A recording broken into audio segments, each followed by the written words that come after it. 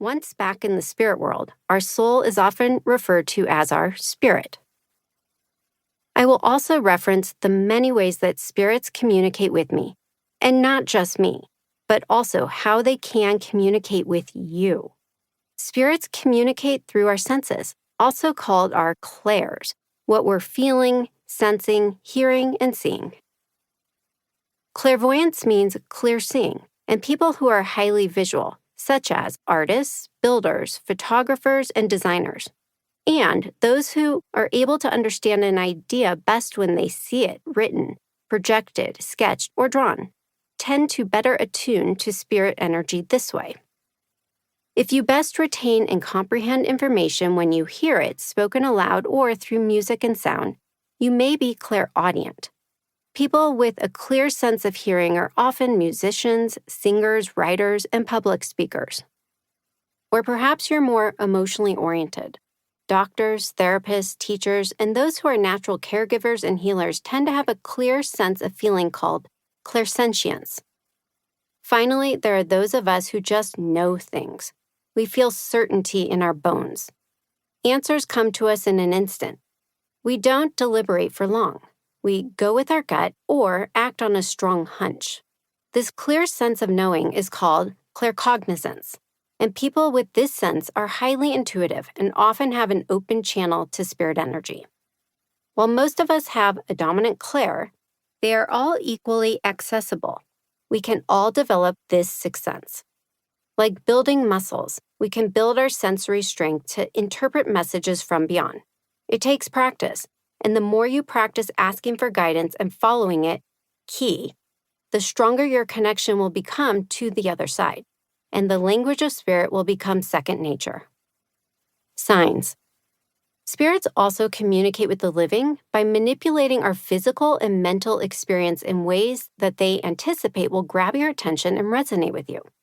Examples of physical signs are found objects, unexpected electrical occurrences, sparks or flashes of light in photography, birds, insects, and animals showing up in profound moments, and synchronicities. Examples of mental signs are dream visitations, inspired thoughts and feelings, seemingly out of nowhere, ears ringing, and waking up with a meaningful song or lyric in your head.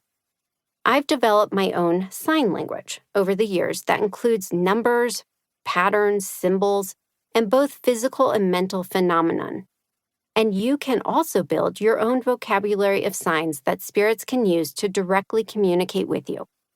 While they can be easy to dismiss at first, signs often increase in frequency when they are acknowledged and continually requested. More on signs in Chapter 5. Reading. Whether it's one-on-one, with a small group, or in a large audience setting, when I give a reading, I am serving as a medium or a bridge between this world and the next, where I use a combination of my clairsenses to download and interpret meaningful messages from spirits and other enlightened beings and impart them to the living. Introduction. Working for the weekend.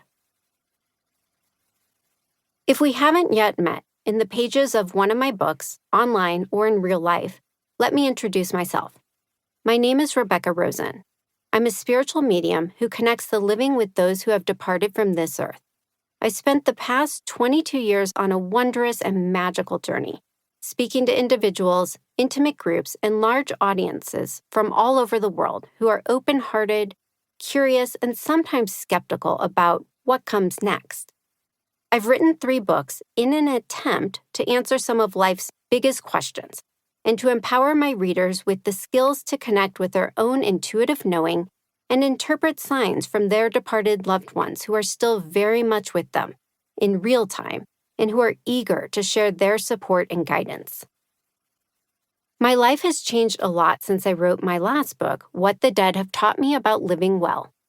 My husband, Chris, and I now have a house full of 5 teenagers, 2 from my previous marriage and 3 from his, plus a spirited 6-year-old between us, who came along unexpectedly. As a woman who likes to keep things relatively chill when I'm out of the office, that's a lot of frenetic energy to get used to, especially on